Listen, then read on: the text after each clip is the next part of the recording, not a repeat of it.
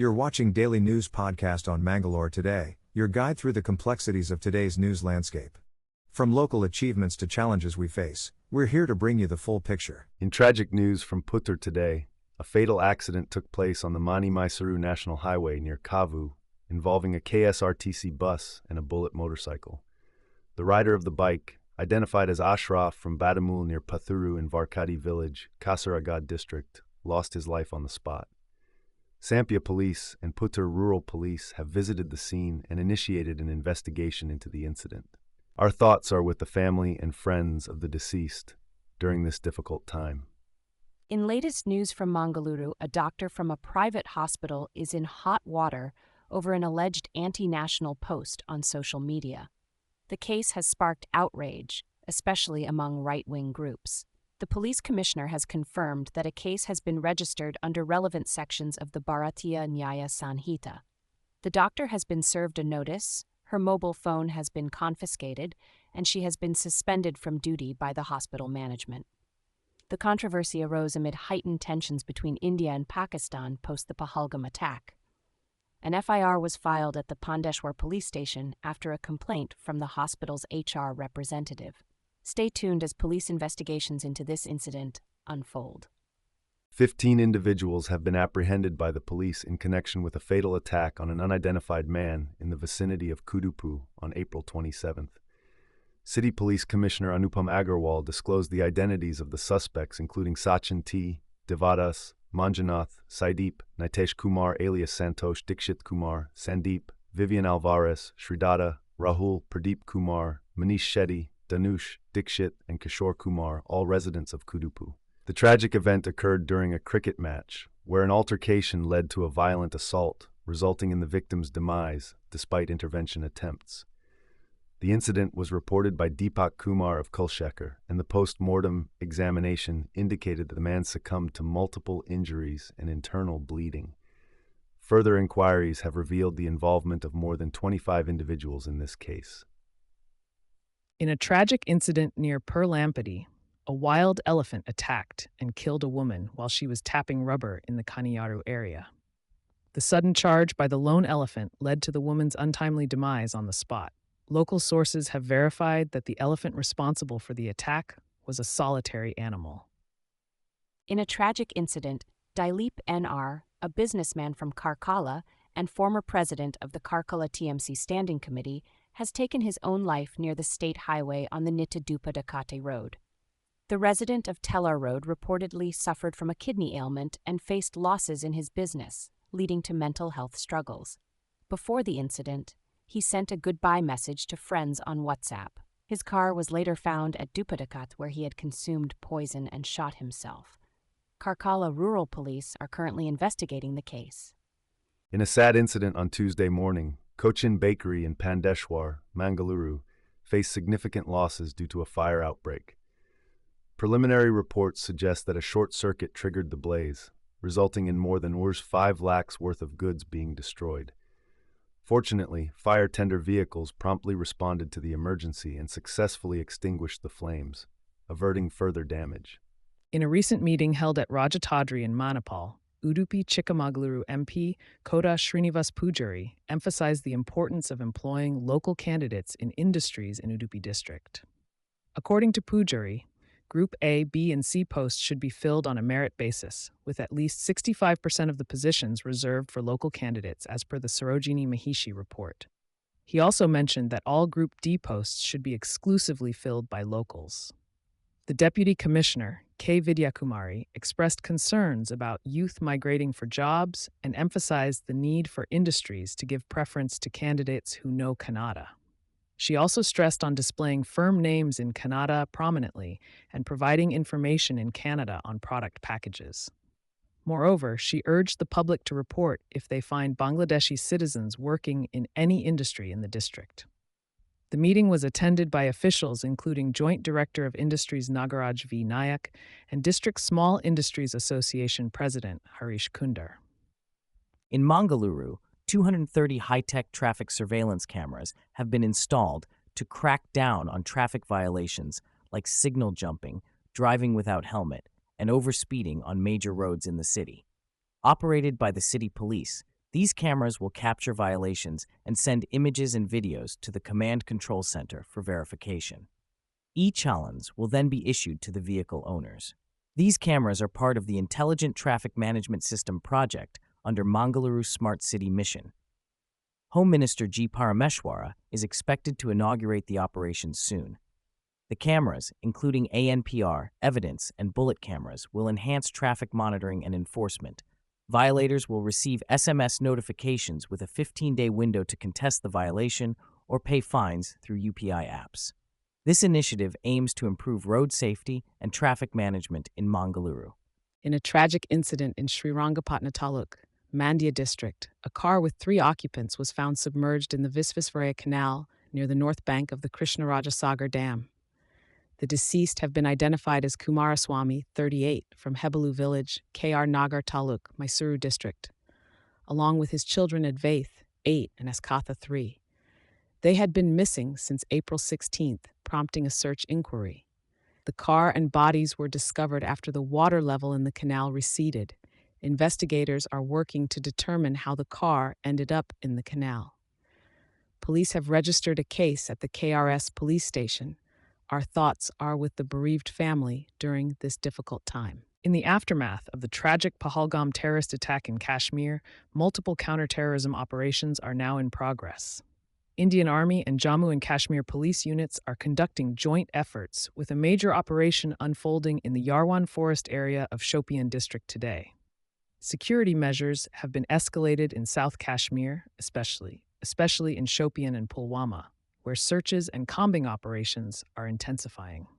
As part of enhanced security protocols, close to 50 public parks and gardens, including popular tourist spots like Douche Pathri and Bangus Valley, have been closed for safety reasons.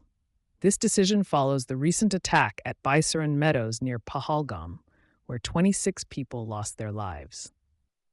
The security forces are now focused on dismantling terrorist networks in southern Kashmir, emphasizing the need for heightened vigilance in the region. In a bold move, the government of India has taken action against the spread of disinformation and fake news. Pakistani Defense Minister's X account was blocked for spreading misleading information on Jammu and Kashmir post the Pahalgam terror attack. Additionally, 16 Pakistani YouTube channels with a massive 63 million subscribers collectively were banned in India for sharing provocative and communally sensitive content. This crackdown underscores the importance of responsible and accurate reporting, especially in sensitive matters like national security. In a tragic incident, Mysuru-born entrepreneur Harshavardhana Kikari reportedly shot his wife Shweta and elder son at their residence in Newcastle, United States, before taking his own life. The younger son, aged 7, fortunately survived as he was outside the house during the incident.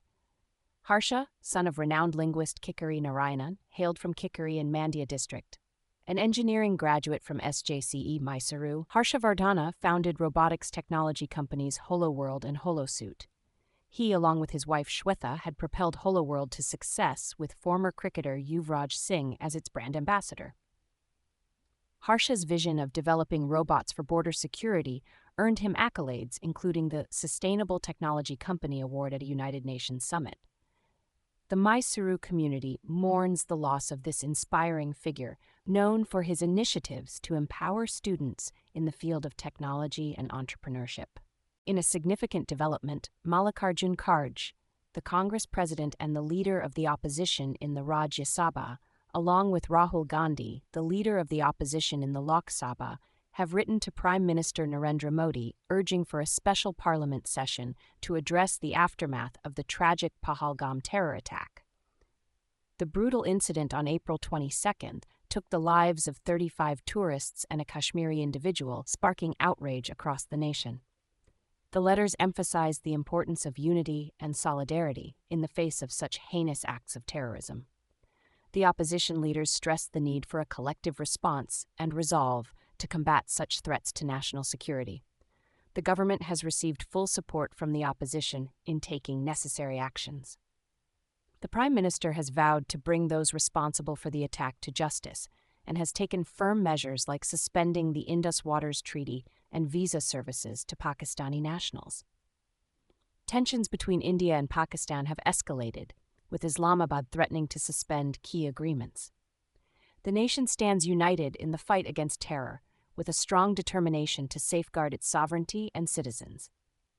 In the recent historic elections in Kannada, the Liberal Party emerged victorious, granting Mark Carney a full term as the Prime Minister. The elections saw a surprising turn of events as Carney, a seasoned economist, defeated the Conservative Party led by Pierre Poilievre. The campaigning focused heavily on Canada's relationship with the U.S., with President Donald Trump's looming influence. Carney positioned himself as the anti-Trump candidate, resonating with voters concerned about economic stability and foreign relations. The election result is seen as a rejection of Trump's policies, signaling a shift in conservative politics globally. Carney's vast experience in economic matters, including his roles at the Bank of Canada and Bank of England, appealed to voters looking for a pragmatic leader. Despite criticisms from opponents, Carney's win marks a significant moment in Canadian politics. Moving forward, he faces the challenging task of navigating Canada's relationship with the U.S. and addressing economic concerns at home.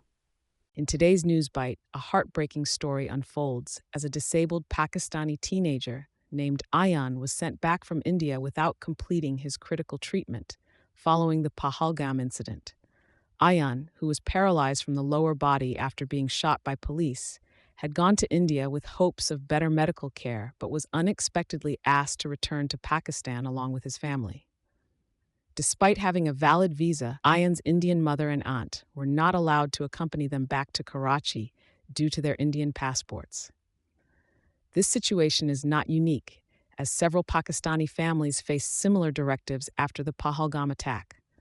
On the other hand, over 1,000 Indians have returned from Pakistan via the Wagah border due to visa cancellations post-attack, while 800 Pakistanis have also headed back home. The repatriation process has caused difficulties for those with long-term visas from both countries. It remains to be seen how such diplomatic challenges will impact individuals seeking essential medical care across borders.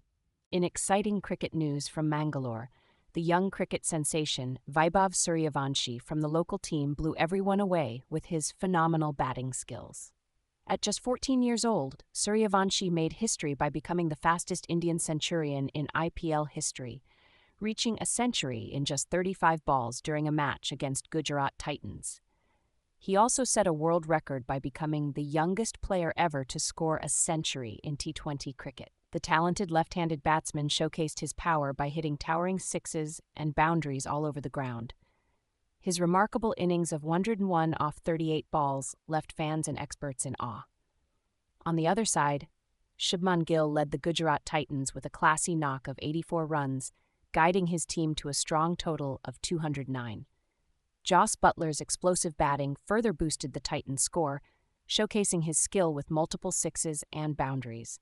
The match was a thrilling display of cricket talent and prowess, setting the stage for more exciting clashes in the upcoming games. In a night of heightened tensions along the line of control, Pakistani troops violated the ceasefire for the fifth straight night. The Indian Army responded promptly near Kupwara, Baramulla districts, and Aknor sector after unprovoked firing by Pakistani soldiers. Thankfully, there have been no casualties reported so far. The firing follows escalating tensions between India and Pakistan after the recent terror attack in Pahalgam. In response, India has taken strict measures against Pakistan, including suspending the Indus Waters Treaty and expelling Pakistani military attaches. Meanwhile, India has slammed Pakistan at the UN after Pakistan's defense minister confessed to the country's history of supporting terrorist organizations. India's deputy permanent representative at the UN called Pakistan a rogue state, fueling global terrorism. The global community has shown strong solidarity with India in its fight against terrorism. We're grateful for your time and attention on today's news podcast. For a deeper dive into today's topics, our website mangaloretoday.com has you covered. And if you haven't yet, subscribing to our channel is the best way to stay updated. Thank you, and see you next time.